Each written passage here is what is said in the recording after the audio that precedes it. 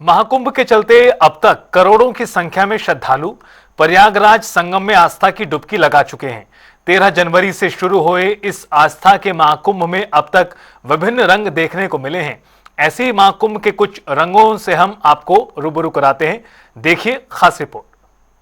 महाकुंभ की पावन नगरी में देखिए तरह तरह के लोग श्रद्धा के साथ इस नगरी में पहुंचते हैं। हमारे साथ माँ राज लक्ष्मी नंदा है जो बहुत लंबा सफर करके बुलेट से पहुंची हैं। कहाँ से आ रही हैं? हम भदोही से आ रहे हैं। भदोही से 9 तारीख से यात्रा को शुरू किए हैं और भदोही से लेके प्रयागराज तक 2000 किलोमीटर 33 जिले हम बाइक चला के आ रहे हैं। इतना लंबा सफर आपने मोटरसाइकिल से तय किया, इसके पहले भी आप बाइक चलाती?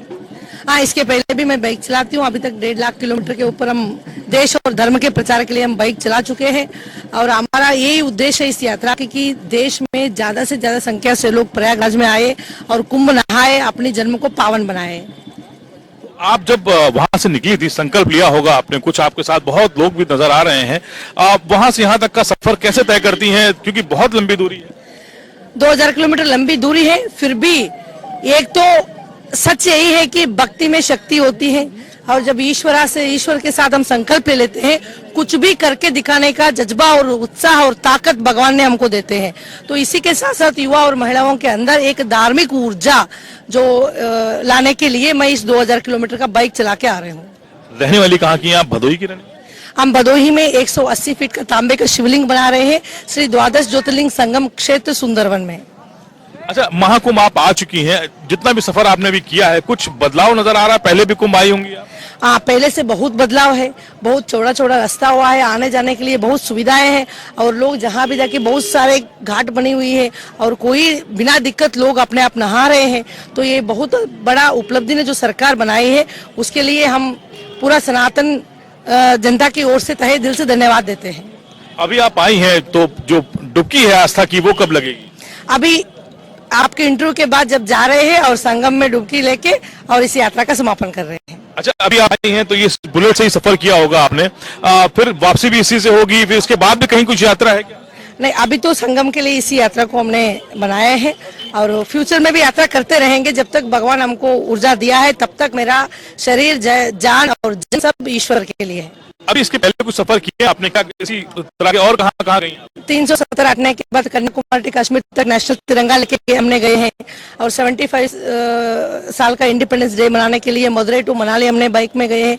इस तरह के बहुत सारे, और जब राम मंदिर में बन रहा था उसमें 613 किलो को घंटा रामेश्वरम से राम जन्मभूमि ट्रक चलाते हुए हमने दिए हैं।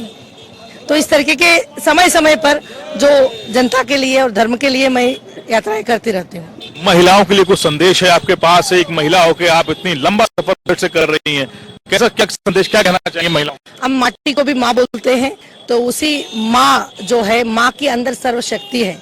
तो यत्र नार्यन्तु पूजते रमन्ते तत्र देवता। तो जहाँ जहाँ नारी का सम्मान और पूजा होती है उस धरती शुभेक्षु से रहती है। इसलिए माँ बहुत शक्तिशाली है, जो वो ठान लेती है वो करने का क्षमता भगवान ने उनको दिया है। ये आपको क्या कहा जाए कि बुलेट वाली महारानी, क्या कहा जाए? जैसे भी आप कहेंगे हम प्रेम से स्वीकार लेंगे। बहुत शुक्रिया हमसे बात करने के लिए। देखिए, ये बुलेट का सफर, अब ये बुलेट का काफिला आगे बढ़ रहा है धीरे धीरे।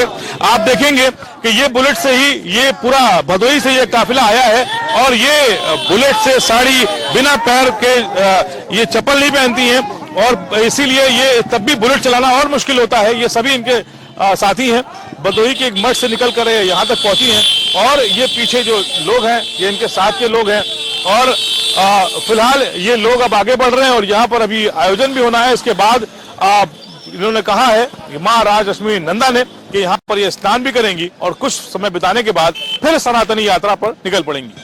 कैमरा पर्सन याद के साथ तौकीर किदवई, जनता टीवी, प्रयागराज।